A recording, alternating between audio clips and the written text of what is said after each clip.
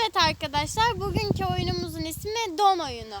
Ben her elimi çırptığımda donacaksınız. Eğer hareket ederseniz oyundan çıkacaksınız. Evet, başlıyoruz. 1, 2, 3.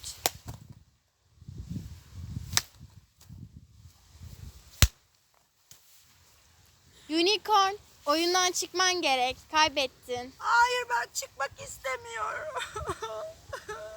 Ama çıkmak zorundasın. Ama çıkmak istemiyorum, ben birinci olamadım. Bu yüzden de bir daha oyunlara katılmayacağım. Bana ne işte. Ama Unicorn, ağlamaman gerekiyor. Bu oyunun amacı kazanmak değil ki.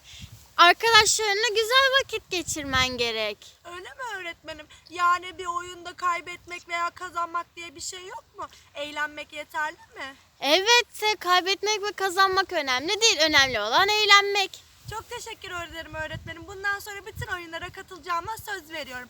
Evet çocuklar, siz de evde kazanmak ve kaybetmekle ilgili bir video çekin ve bana göndermeyi unutmayın. Hoşça kalın.